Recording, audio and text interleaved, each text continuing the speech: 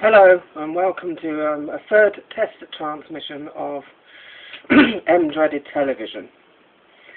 First I'd like to apologise for the rather low quality of the video, as this is coming from a mobile telephone, or a cell phone as you would like to call it in the United States. I would like to spare a few thoughts of Boris Johnson's first week in power, so to speak. He recently won the London elections by 100,000 votes. This was mainly down to the high turnout in the outer suburbs of London, or relatively high turnout. Well, what has he done so far? Well, he's decided to ban drinking on transport, on buses and the tube from the 1st of June of this year, to what he says to try and combat loutish behaviour and reduce intimidation on the buses.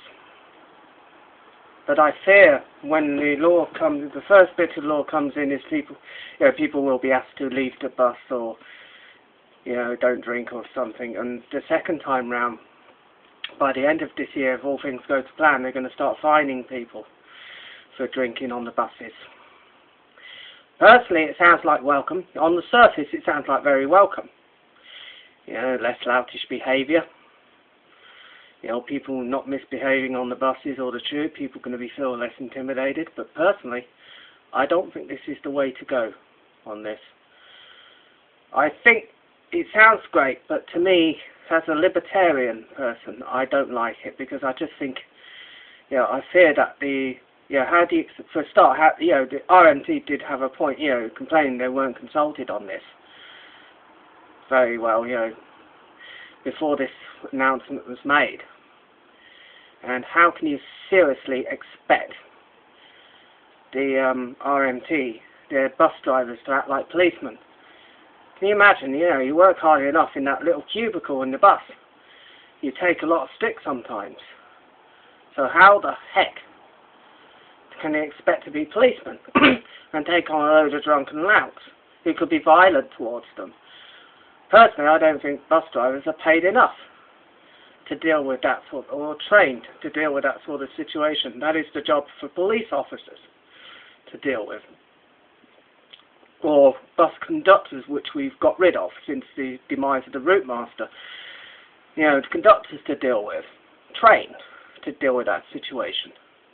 I mean, if Boris is serious about reducing loutish behaviour on buses, then I would advise him to bring back the bus conductor, or to bring it back in part if it's too expensive, at the evening or the night times, especially Friday and Saturday nights when drinking is at its peak. I mean, and also there's some liberty issues here. What is the harm of a bloke, had a hard day's work and just wants a can of beer on the way home on the bus, and not causing anyone any trouble? I mean, why should that be illegal? I mean, it doesn't strike me as a libertarian society. It doesn't strike me as a democracy. I mean, I'm sorry, but Boris's policy just seems like a sledgehammer to crack a nut, where they can actually enforce the current, drinking disorder laws effectively if they had the right people in the right places in troublesome bus routes. Another thing he's going to do is going to deal with the LDA, the London Development Agency. He's going to kick their back, which I do welcome, by the way. I think this is just another large bureaucracy that needs to be cut down quite some size, and to actually allow for the money to put into things that really matter. Well, I hope that is the case. I really do hope that is the case, and not ordinary people who work there are going to lose their jobs. I think the people they've got to deal with are the bureaucrats, because they cost a lot of money. Civil servants who seem to be doing nothing and get everything for it. Now please cut them, but try not to cut down on ordinary people's jobs for that. And that is really all I've got to say for this test transmission. I hope you can join me soon when MdreadedTV is launched properly in the summer. Take care of yourselves and each other, and I'll see you soon.